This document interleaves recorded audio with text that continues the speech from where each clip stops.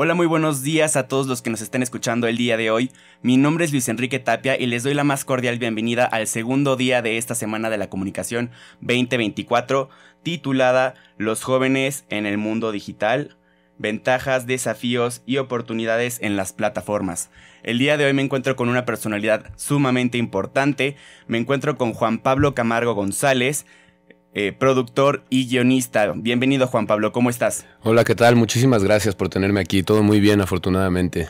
Excelente, me da muchísimo gusto, nos da muchísimo gusto tenerte aquí. Recuerden que esta transmisión va a estar disponible en el canal de YouTube de Wik Media para que la quieran ver, si la quieren consultar. ¿Y qué te parece, Juan Pablo, si iniciamos con la entrevista? Adelante.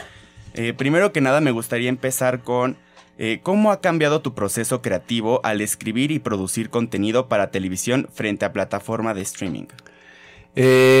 Pues mira, básicamente la televisión, como lo platicamos hace rato, la televisión no ha mutado mucho en sus contenidos de ficción.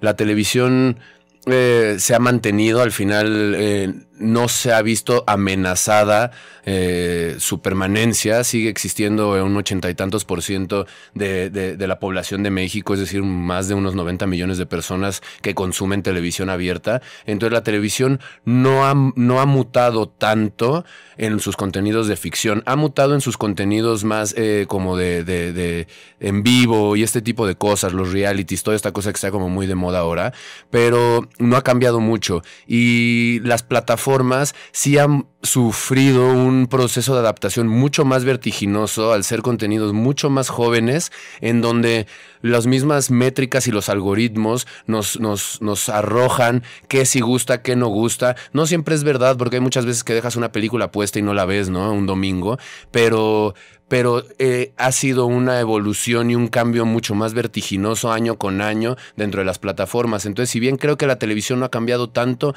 en el tema de las plataformas sí ha sido buscar reinventarse y cuestionarse cosas que antes eran como prohibidas de hablar en la televisión. Hoy en día se pueden abordar en las plataformas y se pueden hablar como de una forma mucho más clara, más libre, más abierta, ¿no? Creo que eso es, quitarnos la traba que la televisión nos tenía y tener un poco más de libertad.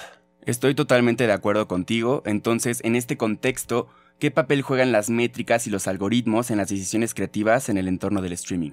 Pues mira, yo creo que es muy importante. Tenemos que aprender a medirlo, no solo en la parte de tiempo en pantalla, porque muchas veces se mide en tiempo en pantalla. Entonces hay muchas películas de Netflix que están marcadas como las mejores películas de Netflix, que de pronto lo único que tuvieron fue mucho tiempo en pantalla, pero eso no te asegura que ese tiempo en pantalla haya sido gente viéndola. Tal vez son películas que pones en segundo plano, porque son muchas películas que de pronto tú las ves en Rotten Tomatoes o en sus rates en estas páginas de crítica, y son películas con el 30%, con el 10% de la crítica, pero que están en las más altas de Netflix, ¿no? Correcto.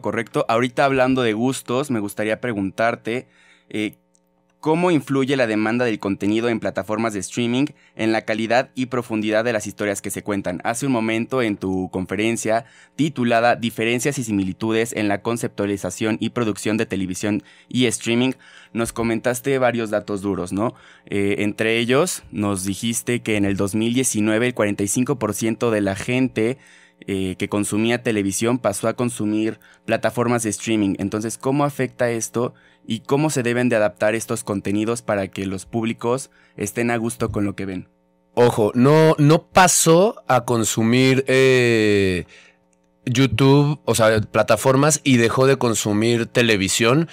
Más bien empezaron a consumir plataformas. Entonces no le afecta tanto a la televisión. Impactó no tengo aquí el dato muy claro, pero impactó en que el uso promedio de la televisión bajó de 3 horas diarias a 2 horas y cacho. Entonces sí impactó, pero realmente tuvo un impacto más fuerte en la parte de las plataformas digitales, donde sí vino un boom de gente que no las consumía y que ahora sí las consume, ¿no? De acuerdo.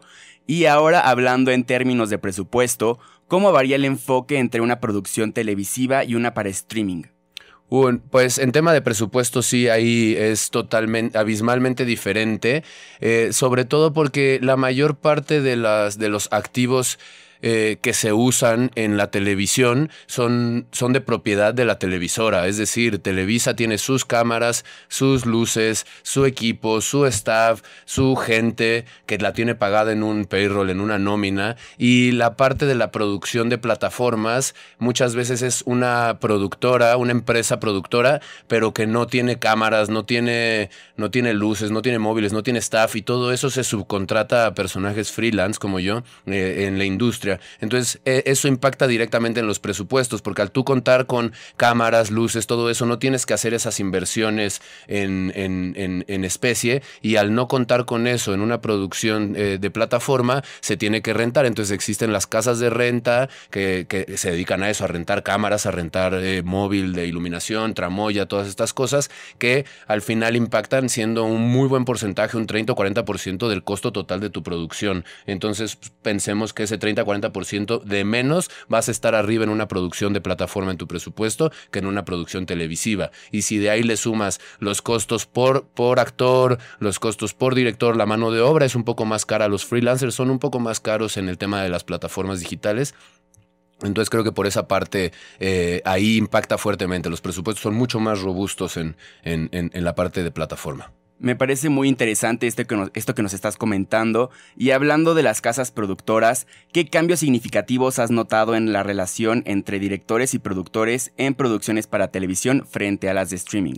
Pues creo que uno de los más importantes, lo platicamos hace ratito, creo que uno de los más importantes es que antes toda la gente de cine le huíamos a las series, ¿no? Porque pensábamos que las series eran sinónimo de televisión y del cuidado o de la atención que se le pone al contenido en televisión. Entonces muchos no nos queríamos ver involucrados en ese medio, y creo que lo que más ha cambiado es que hoy en día las series, gracias a las plataformas, los trabajadores de la industria del cine hemos migrado a las series, porque hoy las series se producen con mucho más dedicación, mucho más cuidado. Entonces estamos más cerca de la televisión, los trabajadores del cine, de lo que estábamos antes, ¿no?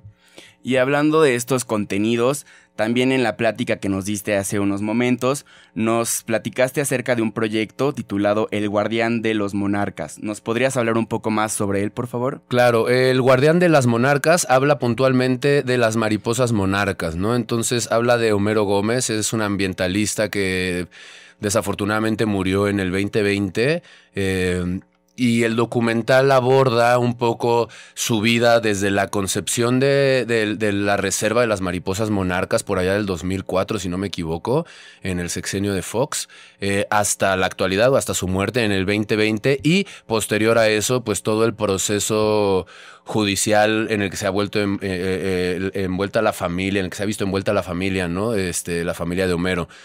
Entonces, el documental a mí es muy divertido. Es un documental que lo dirige, el director es un director méxico-americano, ítalo-hindú,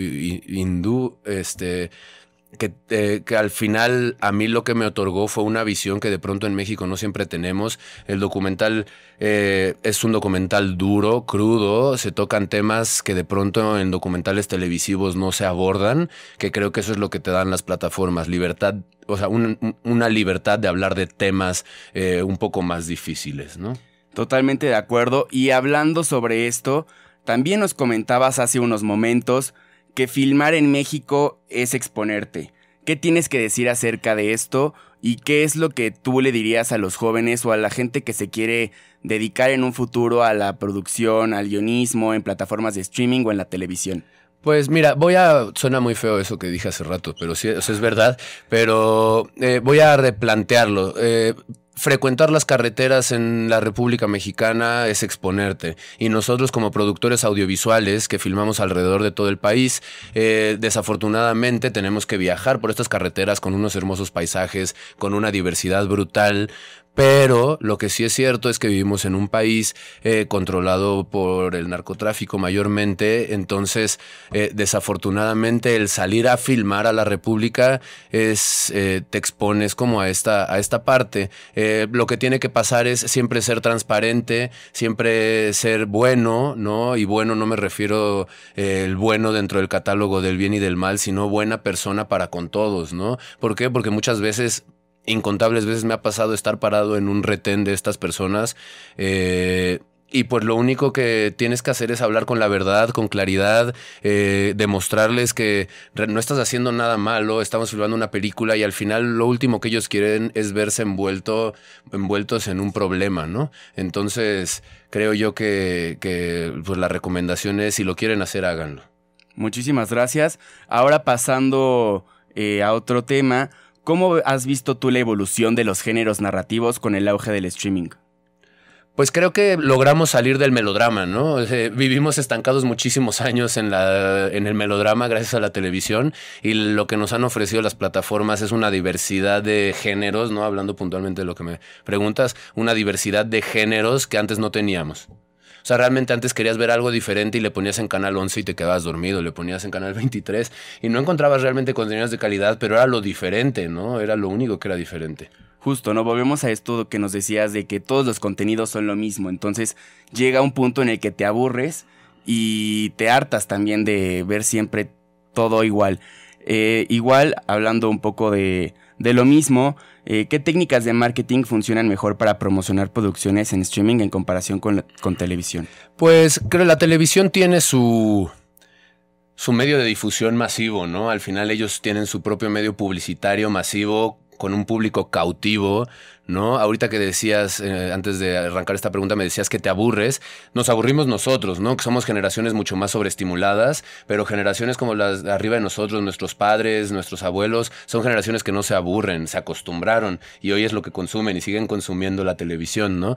Entonces, creo que los medios de difusión para las plataformas pues son las redes, los espectaculares, evidentemente los medios tradicionales, pero sí viven en un mundo digital, a diferencia de la televisión que vive en la televisión, en su propio medio de difusión masivo, ¿no? Totalmente de acuerdo. Y te quería preguntar, ¿cómo manejas tú la presión de generar contenido viral en plataformas de streaming? Pues afortunadamente con un equipo muy robusto de especialistas en el área, ¿no? O sea, creo yo que este es un trabajo de gente, entonces pues rodearte de las personas correctas, de los especialistas correctos, y muchas veces los especialistas correctos no tiene que ver solo con su experiencia o su edad. Hay veces que hay chavitos que traen esa frescura y hay que estar ahí con el ojo pendiente, susceptibles y siempre abiertos a que se puede presentar alguien así y una oportunidad así, ¿no? Entonces, gracias al equipo de gente que rodea las producciones, creo que podemos abordar todos los problemas o todos los obstáculos. Y también relacionándolo con lo que nos comentabas hace rato, decías que es una carrera muy demandante, ¿no?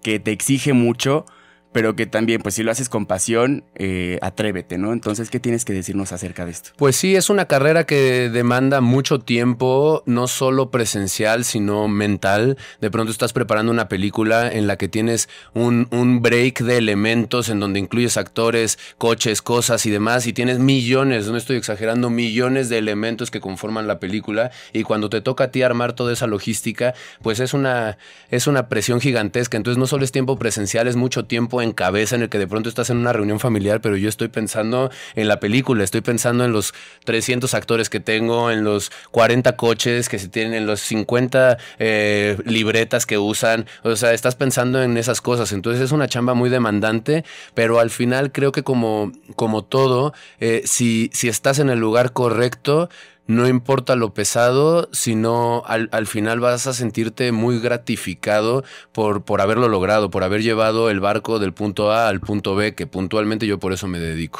Me encanta esto que nos dices, y ya para despedirnos, ¿qué habilidades crees que son esenciales para los guionistas y productores que deseen tener éxito tanto en la televisión como en el streaming?